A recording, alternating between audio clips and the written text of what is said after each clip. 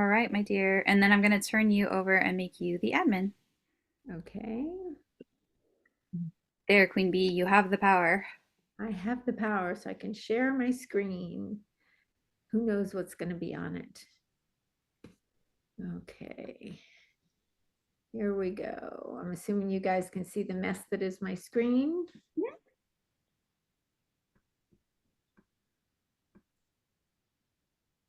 Okay. All righty. When we originally planned to have this meeting, we were going to have it just for support group leaders. And as I started to do the presentation, I realized that this is really for all the community leaders in the Parkinson's community around here, because we've got a big year coming up ahead of us. And there's so much to do, and it involves everybody. And the more we have involved, the better. So that's why some late invites went out, and just it was getting the word out late. So I apologize for that. I was recently, hang on one second here, let me minimize this. Oh, shoot. Computer issues, I apologize. Is this you being weird? Do I get to jump in now? I'm just kidding. Thought I'd make light of it. It could be because I I do it can't all the time, Lauren. Don't worry about it. Oh, I know. get back to my presentation. Where is it? Where is it? Okay. Sorry about that, guys. No, you're fine. Okay. All righty. So for those, I think just about all of you know me. For those of you that don't know me very well, I am Lauren Simmons. I'm the board president for Parkinson's Orange County. I am an ambassador for Parkinson Movement Disorder Alliance. And I also happen to have Parkinson's. I've been diagnosed about 8 years, and I help lead several support groups in Orange County.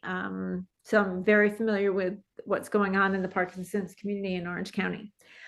This past November, I attended the All In Summit that the Parkinson Movement Disorder Alliance put on. And sorry, I'm admitting people at the same time. The All In Summit is for community leaders and support group leaders. So we had, OTs, PTs, we had doctors there, we had people with Parkinson's, it was a very diverse group. We had some great speakers, and I got some really good information. And that's why I wanted to bring it back to all of you guys. So, okay. So one of the speakers that we had at the summit was Robert Cochran. And I don't know, I know Dave is familiar with Robert. I don't know if anyone else is, but Robert, his dad has Parkinson's, and Robert has a film background. And if you look online and look for Boys of Summer, he's got some great films that he has made. He took his dad around to all the ballparks, baseball parks in the country. And he recorded them and made some really good films out of it. He also has the Yes and exercise program. And he has become very, very involved in the Parkinson's community, and is a keynote speaker at a lot of the seminars and things going on. And Robert did a survey of support group leaders and attendees. It wasn't a huge group, but he had 164 support group leaders and 335 attendees. And so what I did was I just took out some of the highlights that I thought were interesting or might be of interest to you guys, and put them on here.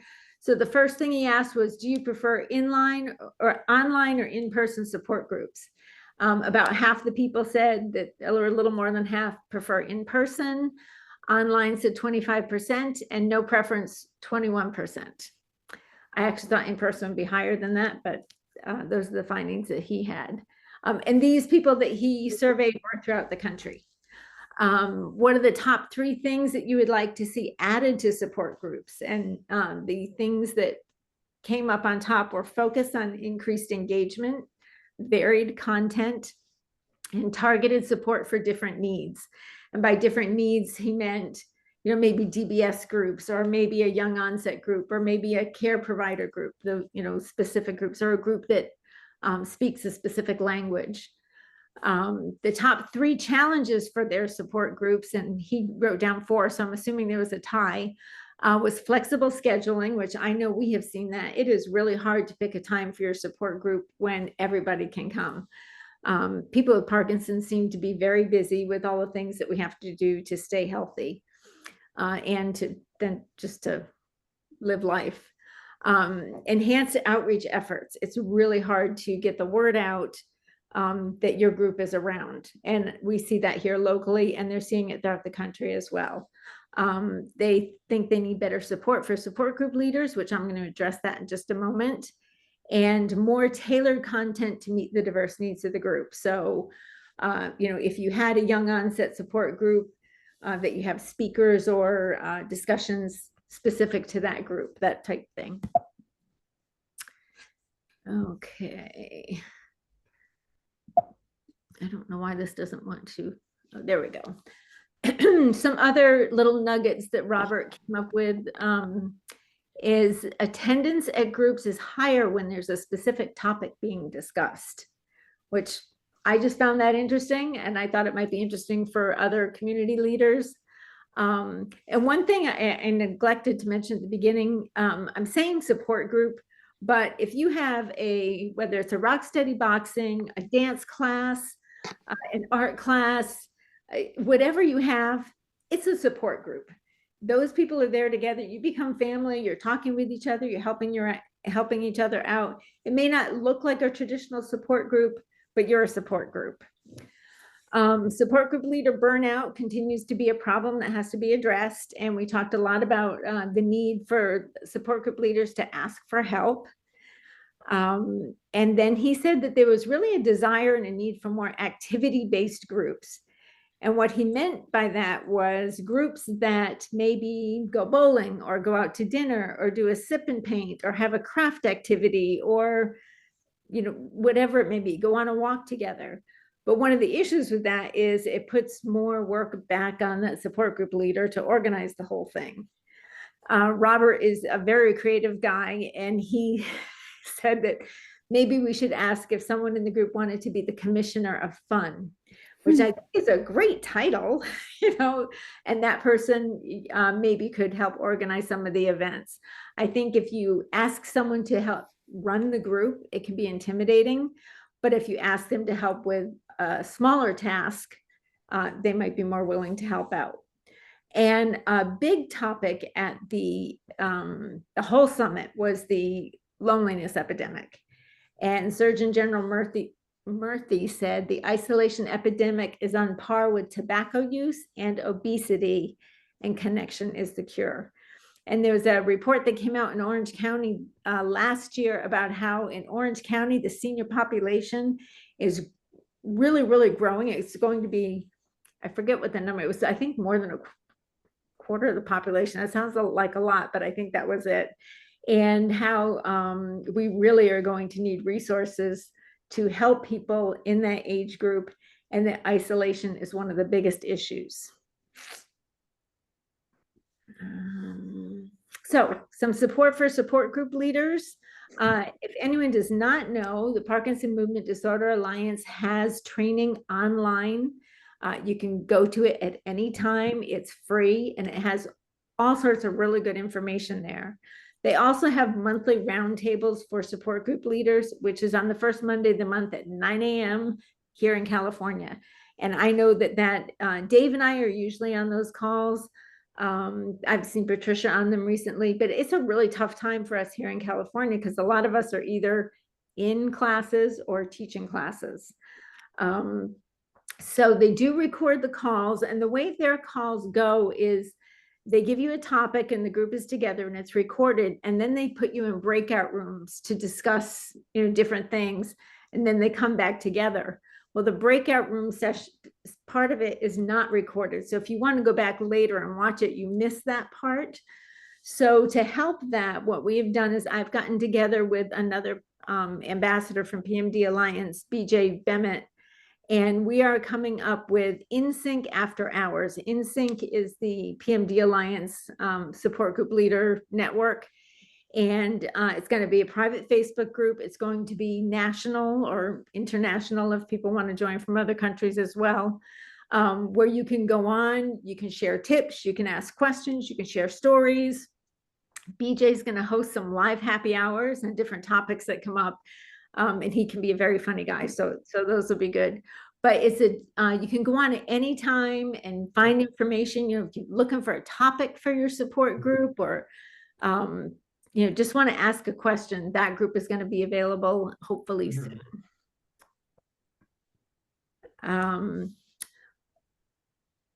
One of the things that Robert had mentioned was that more collaboration with the medical community was needed. And Robert wasn't the only person who mentioned this. Even some of the medical providers that were there talked about this, that the doctors are just not referring to support groups. And Robert had mentioned he wants to do a further study on that. I really don't know why it's happening, but they said that sometimes the doctors are referring patients to support groups once they're a little later on in their diagnosis and not right away at the beginning. I don't really know the answer to that one, but it definitely is a concern. And I know it happens here in Orange County all the time, that people are diagnosed and they leave without resources for anything, support groups or anything else. What I put up here was this YouTube video. It's 11 minutes long. I had never seen it before. It's 13 years old. And when you have 11 minutes, this thing is great. It's a TED talk that Bas Bloem did. Bas Bloem is a Netherlands researcher, and it's called From God to Guide. And Bas gets up in this construction thing, and he's up on top playing God, and he's the doctor looking down on the patient, and he just like drops the prescription down to the patient and says, here it is, I'll see you in 3 months. And it goes from the doctor acting as God to the doctor acting as guide. And I thought it was very, very well done. So it might be a good thing for your support group or whatever group you have to watch and discuss. I was surprised I hadn't seen it before. It was really interesting. So one of the other speakers we had was Dr. Subramanian, who is from here in California at UCLA, and some of you may recognize her. She is a movement disorder specialist. We had a panel discussion, and I was on the panel with her. And some of the points that she made is that patients are still leaving the doctor's office with little or no resources for support. There continues to be a stigma associated with Parkinson's. Isolation is a growing problem for those with Parkinson's and seniors in general. And we need to make more of an effort to reach underserved groups and rural areas. And we talked about how support groups come in all different forms. Like I was telling Patricia before, it can be 2 people. It can be your boxing group. It can be your dance class. Like the Pep for You coffee chat group. They're calling it a coffee chat. It's a support group. Any group that gets together like that is a support group. 2 other speakers. This was very interesting. So Maria De Leon, if no one is familiar with her, she is a doctor, a movement disorder specialist who happens to have Parkinson's. She was diagnosed with young onset Parkinson's. She's from Texas. And Lori Mishley is a naturopathic doctor up in Seattle. And they had, Maria would get up and speak, and then Lori would get up and speak, and they went back and forth. Some of the things they were talking about is rebranding Parkinson's. It's not just a movement disorder. Non-motor symptoms are a huge part of the diagnosis, and the public is very, very unaware of that. And that there are, they talked a lot about dangerous stories, and what they were referring to when they said dangerous stories is that anything that says that Parkinson's isn't that bad. I know that I've done this myself for years. We put it out there. We're strong. We can fight Parkinson's. We're living well with Parkinson's. We're getting through it. And we put that brave face on, and we can live well with Parkinson's, but it takes a lot of work. It's hard. And I think we're at the point where the Parkinson's community needs to maybe change that up a little bit and let people know the reality of how difficult it can be to live with Parkinson's. Because the general public knows very, very little. One thing I just had to put up here, eventually their talk was recorded, and I know this clip is going to be out there. It's not out there yet, but they started talking about nutrition. Now you've got a Western trained doctor, but she happens to have Parkinson's herself. And she's saying, someone asked about probiotics, and she's saying, yogurt is good for you. It's great. Probiotics are great. And Lori Mishley get up there and she said, I completely disagree with you 100%. My data shows that those who eat dairy don't do as well. And they went at it, not rudely or anything, but it was really interesting to see that discussion happen. And it just shows you that even within the experts in the community, the opinions differ greatly.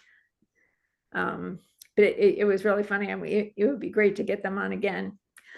This is one other thing. We had an airing at the summit of The Only Day We Have, which is a documentary that is, it is about young onset Parkinson's, but I think anyone with Parkinson's, it's appropriate. I think everyone, the whole public should see it. It's on PBS. You can watch it for free. It's very well done. It's about an hour long. Could be a discussion topic for support groups. If any of you know Alan Cole from PD Wise, he does a blog. He narrates it and is in it, and he did a great job. If you watch it, it tells us there is a huge need for public awareness. We are all so very different. Many patients are hiding their diagnosis, especially the younger ones, and there is so much misinformation out there. So The beamer just gone off.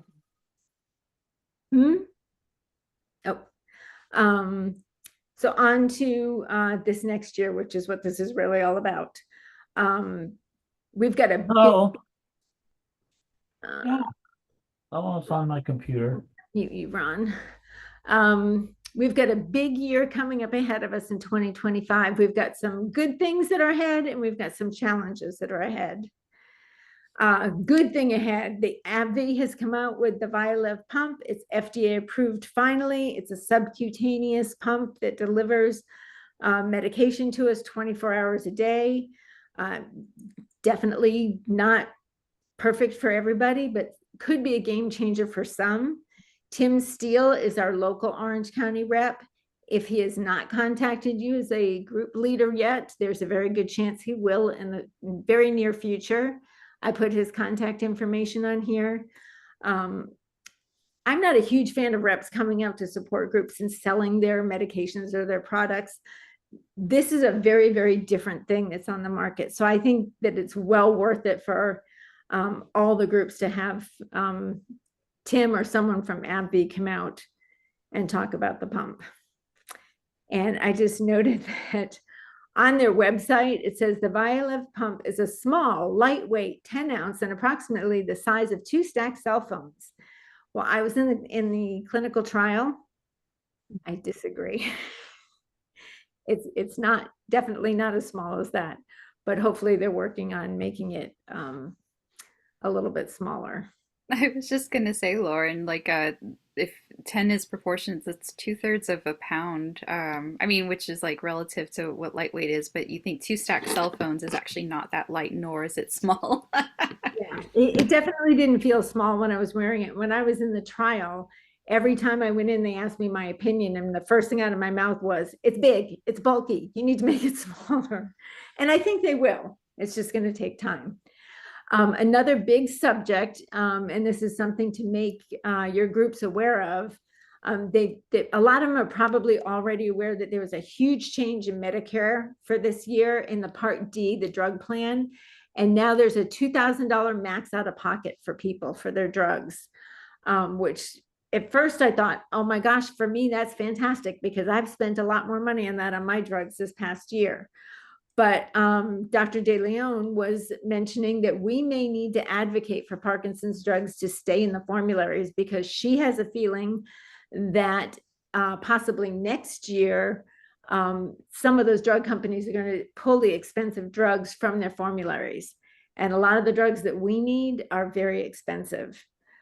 So that is definitely a cause for concern and something that we want to be vocal about and let our legislators know that we need those drugs to stay in the formularies because we need those drugs to have a better quality of life.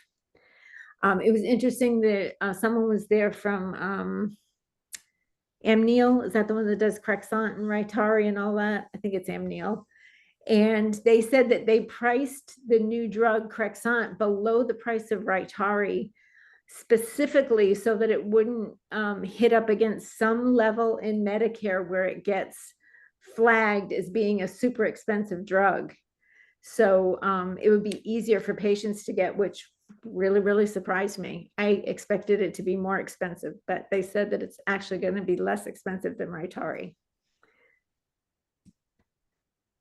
So the big thing, this past year, the National Plan to End Parkinson's Act finally got pushed through. It was signed into law on July 2nd, 2024, and it's a big, big deal. Parkinson's definitely doesn't get the funding that it needs or the funding that it deserves from the NIH. And this could make a huge, huge deal for us. And this is where I think we really need to collectively combine our voices and work on this together so that we can get some things done, because the work starts now. They have to make a committee. They have to work on it. They don't have a choice. It probably will take a while with the new administration coming in, but I think we need to let our local needs be known, and we need to be loud. We need to be the squeaky wheel. The Fox Foundation has kind of taken the lead on this. I've been involved with it a little bit, and they really seem to have it down to a science. They're following what the Alzheimer's Association did.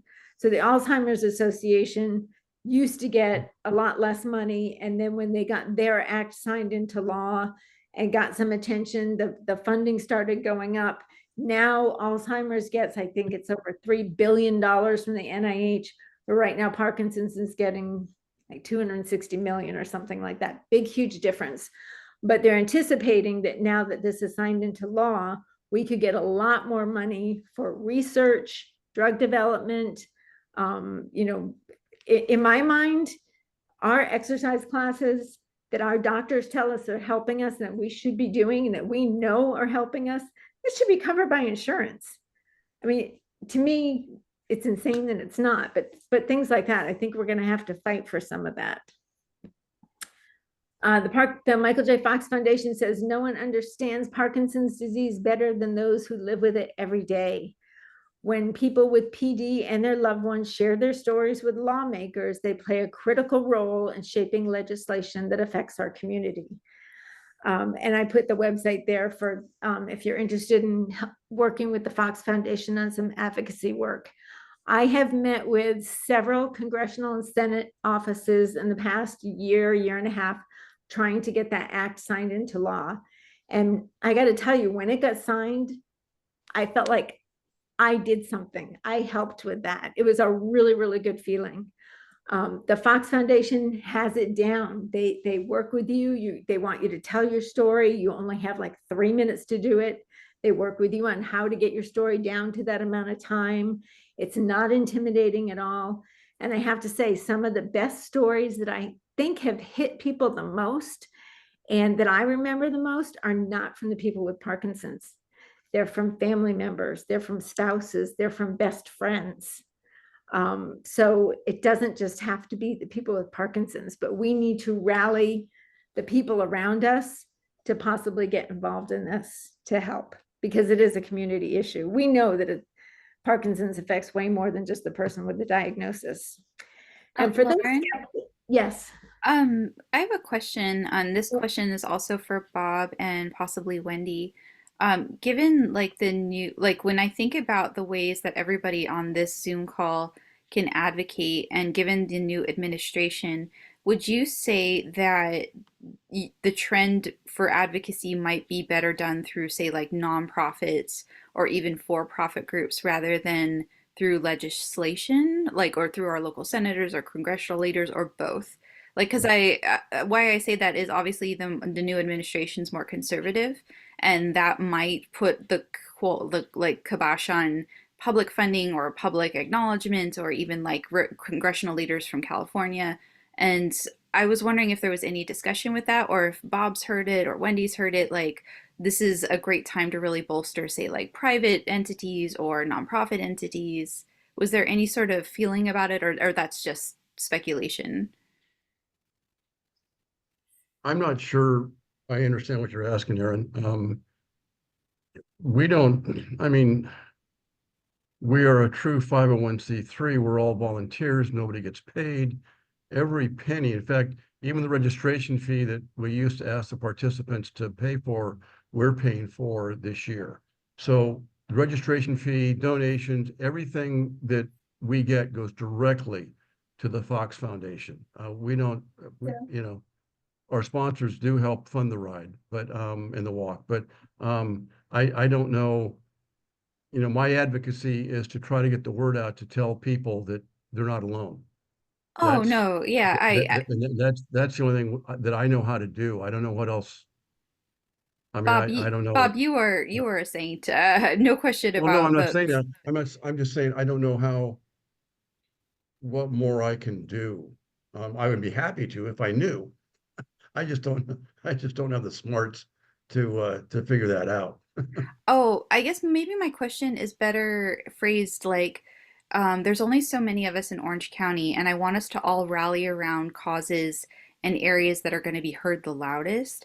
And I was just wondering with our new administration, if, say, rallying behind the Fox Oh, Foundation or rallying behind the Parkinson's Foundation, if nonprofits might have their voices heard louder in this new arena rather than, say, through our local congressmen, just because like of politics or what who's being heard the loudest. I really want us to kind of bolster and come together where we can really make our voices heard. And I wasn't sure if either you, Bob, or Wendy, like had really kind of heard like, oh, now's the time to really like kind of really build ourselves up. We've got a great sort of segue in with this new administration, or we're being heard on a different level than usual. I Um, my connection keeps cutting in and out, but I wrote in the chat. I haven't heard anything but higher ups of how the new administration will change the approach. If that answers the question, but I will definitely keep my ears out. Yeah, well, absolutely. yeah, and on another note, I mean, you know, I don't think we can, I don't care what administration it is. Okay. It all is going to come down to us as individuals getting the word out. You know, case in point, Karen Skipper with Orange County Promo Clubs. They need funding very badly. And yet, you know, singing is so important for people so they don't lose their voice. Not only voice talking, but voice in the Parkinson's community, and yet they're kind of overlooked. And so I think that what we need to do is to, I mean, I don't care if it's the Fox Foundation, the Parkinson's Foundation, I don't care who it is. Okay. If it has Parkinson's associated to it, we all need to rally around that. Now, we all can't give to it. You know, we all have a limited budget and we can't, you know, give to one and not the other or give to all of them. We can't do that. But we can rally around all of the Parkinson's groups that we have here in Orange County, and I think we're very fortunate because a lot of areas in the country don't have this, and and that's how we can be heard. I mean, we can be loud and strong, and you know, to rely upon, no offense, to rely upon the government. I I I don't think I don't think that's a good way to look at it. I mean, you know, and the Parkinson's Act was great, and so there is movement in that direction, but I don't think we can rely upon um, getting money from the federal government because sooner or later they'll screw it up somehow. I don't care who's in power, but I'm pretty what's the word I want? But anyway, I just you know, I think we come together as a community and we get the word out no matter who it is, what company, what, you know, whether it's a 501c3 or what, so. So Bob, this slide is for the skeptic in you. Because Yes, and I agree with that. yeah, But where do we get the red cards? well, 3 years ago, we had this campaign going when the Ending Parkinson's Disease book came out and the PD Avengers got involved. And we were sending red letters to Washington. And it was around the time of COVID. And we were all wearing masks. And I sat at the Murray Center out on the patio with other people. And they came and they signed the cards. And we sent them all off to Washington. And I think there was around 30,000 cards sent to Washington, which, considering how many people have Parkinson's and then how many people are affected by Parkinson's, is not a lot. But we did make change happen. It took a while, but And on a side note, if I have those cards on April 26th, I'll make sure everybody at the ride signs a card and we send it in.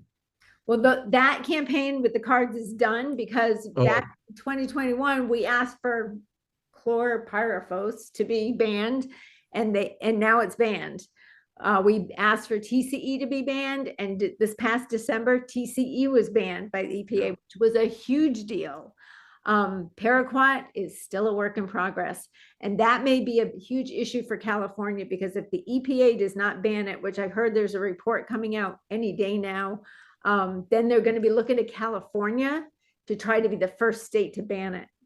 So, we may have some local work to do there, but we did participate in making change happen. It was slow. It took a long time, but we did make some change. Okay, well, that gives you an idea. Maybe a card about Paraquat to Washington, D.C. Mm-hmm. Okay. You might want to check with the PD Avengers with Larry Gifford and see if they have any postcards done up or anything like that. They may have some things they can send you. I'm not sure. Okay. But some of the things you can do, talk to your groups, talk to your friends, not just your friends with Parkinson's, but talk to everybody you can and let them know what's going on. And I really think that it does help to send letters, send your emails to Washington, be the squeaky wheel. On the Fox Foundation site, they have templates for letters. They'll give you a script that you can read when you call the offices. If no one calls, no change is going to happen. If only a few people call, no change is going to happen. And if you talk to Bob, maybe no change is going to happen at all. But change will come, but I think it has to come from us. Yeah, and we do need to act all together. But another huge thing we talked about at the summit was that we need to educate the public, because the public knows very, very little about Parkinson's. So I know a lot of people don't like public speaking, but if you feel like that's one of your areas that you can do, but you don't know what to say, I have a whole presentation already done up that I use when I go out and talk to groups, and I will help you customize it to you and help you, do your presentation. Talk to Rotary clubs, talk to senior groups, I talked to high school kids the year before last. Dana Hills High School has a program for students who want to go into health professions. I went in and talked to 4 high school classes. Talk to anyone you can, because we have got to get the word out there, and we've got to let them know the reality of Parkinson's, that it is not fun. It lasts, there's no cure. It is progressive. We can live with it for a long time, but boy, it's darn hard to live with it. We need to invite the media to our events. I have invited legislators to the SoCal Ride. I have tried to invite media to the SoCal Ride, to Moving Day. They've never shown up for me, but if you know someone who is in the media, reach out, see if you can get them to come, because if you get a congressperson to come to one of our events, often the media follows right along. You see those things on the news where they've got the people at the breast cancer this and the MS that, and the Parkinson stuff is going on, and you just don't see it. And join the PD Avengers, because they are a international group that's really trying to get everyone rallied together. So in the works for 2025, at Parkinson's Orange County, we are thinking global and acting local, which is the motto for the PD Avengers also. The things that we've got in the works, we had our annual board meeting the other day. We are going to continue our mission to support, educate, and empower the people in Orange County, which is, we're doing some of that today.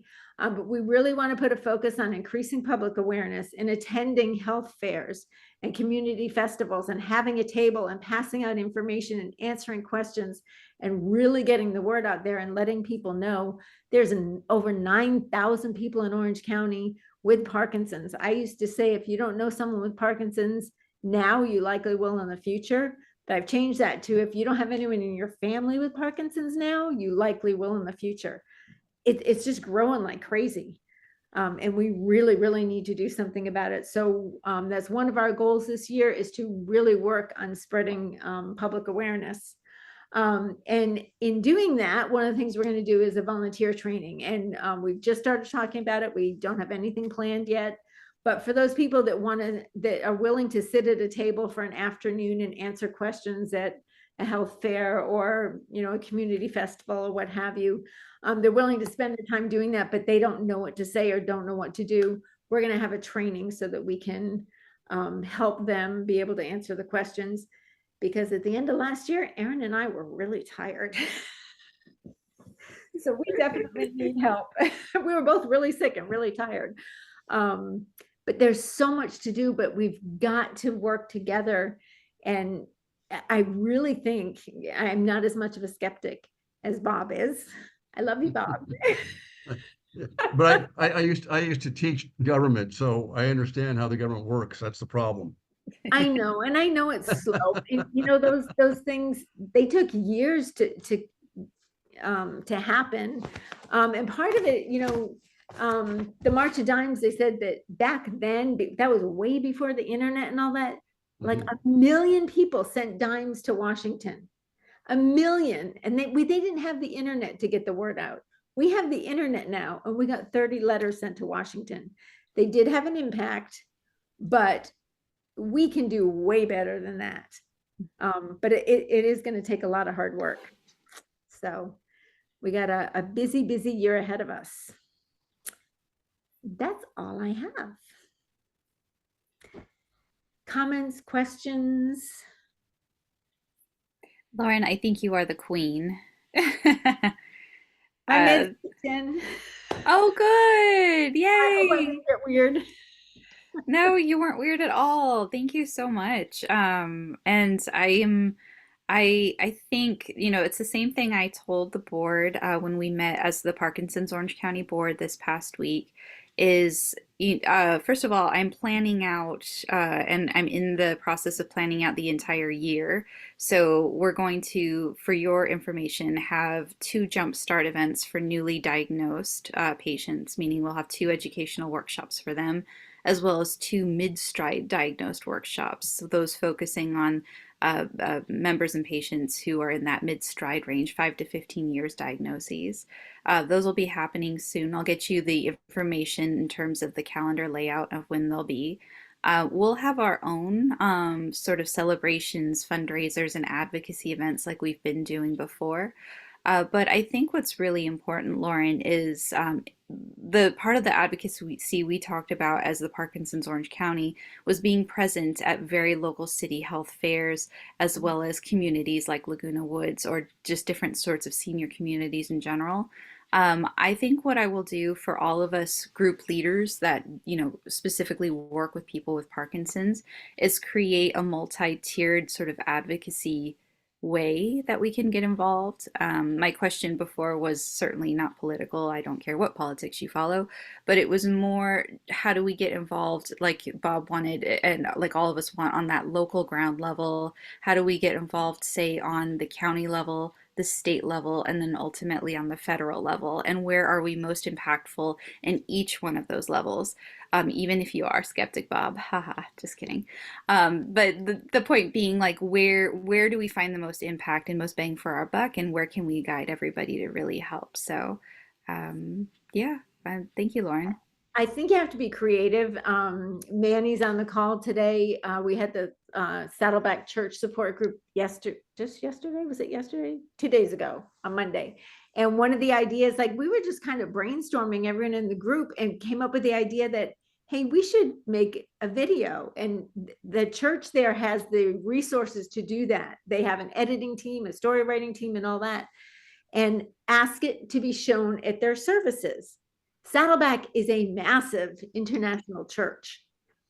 If it's a video that gets shown at their services, it will be shown all over the world. That's phenomenal.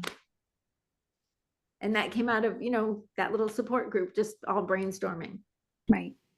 That's awesome. The idea of going to the government and getting funding, and we always need money. There's no doubt about that. But if I've gotten in a habit of bringing up my Parkinson's to everybody that I meet.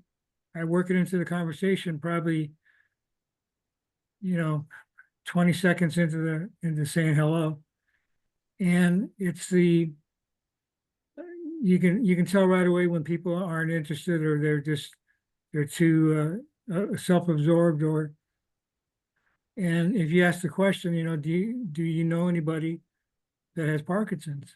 And more people are saying yes, and you just get in the conversation. And the reason why I get into the conversation is because I didn't know anything about Parkinson's until I was diagnosed and started reading up on it. And so I find that there's probably people that are the same as me, that they're curious about new information, even though it's not a great subject. But more and more people that are celebrities that we know, the Neil Diamonds, Linda Ronstadt. I mean, the list seems to get bigger and bigger. And of course, everybody knows Michael J. Fox. So it's just having the conversation and making them aware. Well, you should see people start leaning in when I tell them, when they ask the question, how did you know that you had Parkinson's? And I said, well, I noticed that I was walking slow and shuffling and felt like my feet were in quicksand. And that kind of got my attention. I went to the doctor, but when I started reading up on it and discovered that your sense of smell is one of the things that get disconnected early on. And I had that, I'm 67 now. And when I was 17, 18 years old, I had that symptom. So, and it's funny how people ask the question, well, what do you mean by that? What do you mean you lose your sense of smell? And and you start explaining it to them. And so that one little thing gets people sparked. And I've followed up with people that have taken my information, or they've given me the information, and I get them involved in getting the word out. So it's, Christ sent us out 2 by 2 to get things moving, and that turned out pretty good so far. And it's the same with this. Bob is right. So networking at the grassroots level is the most important part, because you have many more tentacles that get out into the marketplace. But and that's how you get your connections to get into the larger money.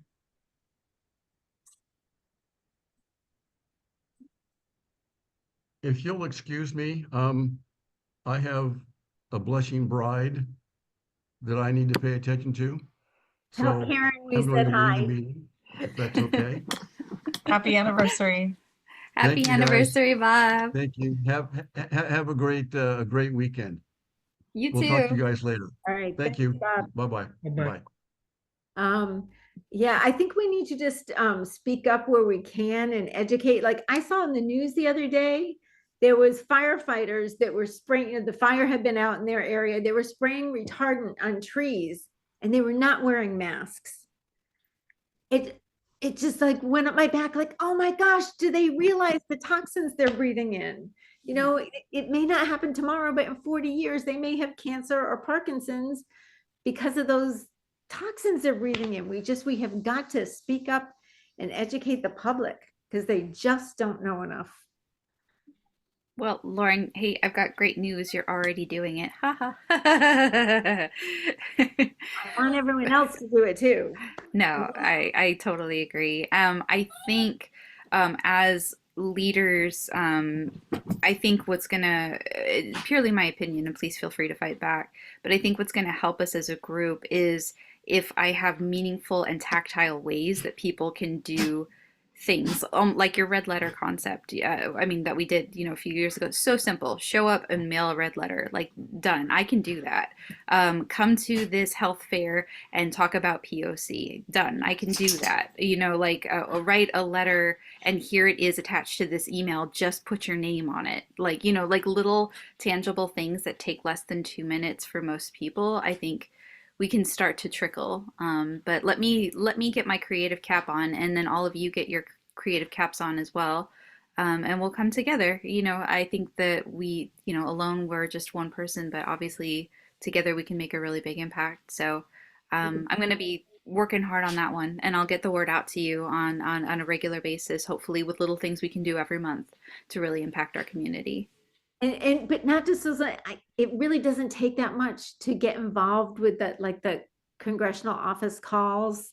It really, I mean, it took 3 minutes of my time, sitting, me talking to a staffer in the office and, making an emotional plea. It's not that hard. And they say that if it's emotional and it's a personal story, people are remembering it.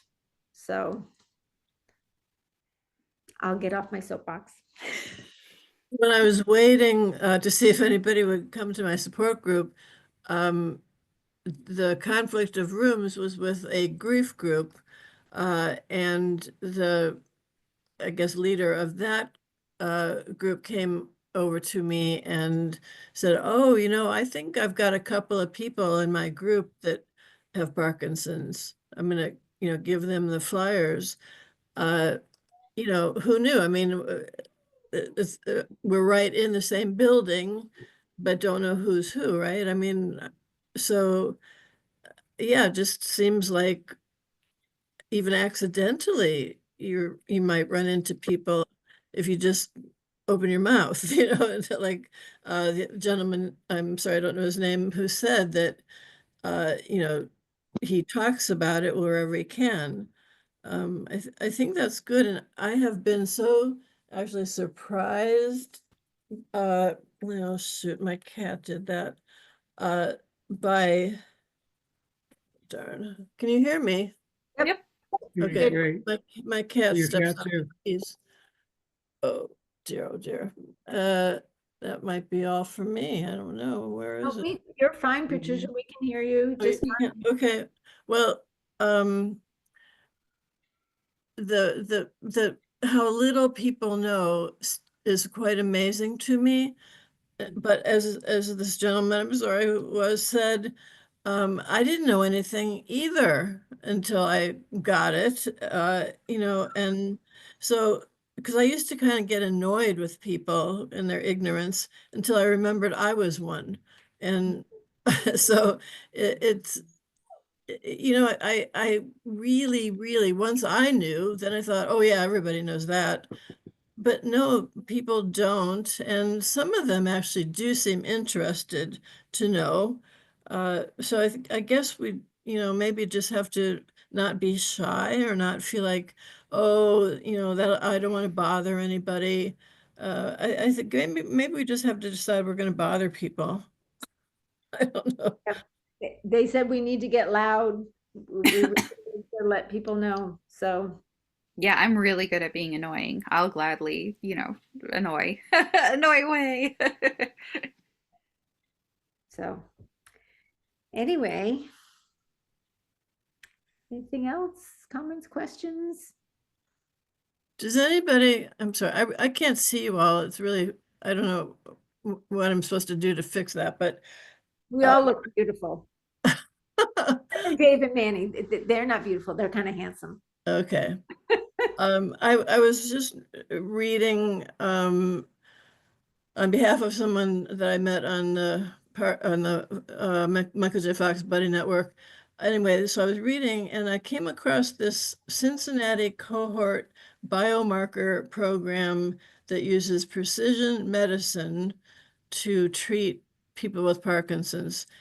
Now, I have not gone back to further read on that, which is my intention, but does anybody know anything about these folks? I do not know anything about that one. Okay. It sounded very interesting. The precision medicine means that treating each person individually. The doctor who was explaining it was quite eloquent and talking about lumping people together and splitting people with Parkinson's, and how the if you've seen one person, you've seen one person thing, that he feels that that's definitely going in the wrong direction. So anyway, that's all I know about it. But as I said, I want to follow up a little bit more. Doing clinical trials, do you know? I'm sorry? Are they doing clinical trials? Are I they? don't know. That's what I mean. I only just like briefly listened to a part of the webinar they did. So I don't know that part yet. I forget, I got interrupted or something and I haven't gone back. But to me, I'm from Ohio and it's like, well, maybe I could go visit.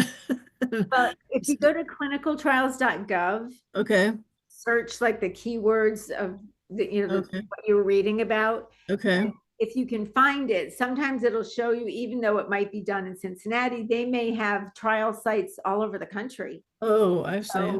So, just because maybe the PI is there, the main investigator, they might be doing it some places in California also. So Fox Trial Finder or clinicaltrial.gov are good. Okay, yeah, thank you. And questions like that will be great for that Facebook group when we get it up and running, because there will be people all over the country, support group leaders, community leaders, and you can ask those kind of questions. I see, okay. All righty.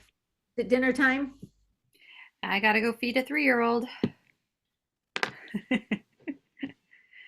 Well, and another toddler, but I guess I married him, so whatever.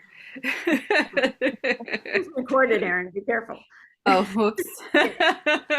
I'll cut it out at this point. No new news. Be on the lookout for the calendar of events coming up, including the Mid-Stride workshops coming up in March, and then the Jump Starts coming up in June, as well as some social events that we have coming up in April, and just in time for Parkinson's Awareness Month. So yeah, be on the lookout. Lauren, did you want to schedule the next support group leader meeting, or do you want to just tell people to keep a lookout for it once a quarter or every other month? Keep a lookout for it, because I'm not sure yet. Okay, then keep a lookout for it. You're bound to see us again in the next 2 to 3 months. I think our at least goal is to meet at least once a quarter and bring the community together. And if you ever have feedback for us, we will gladly take it. We're stronger together. If you have any ideas, let us know, because we got to rally. Oh, I know. We're ruminating constantly.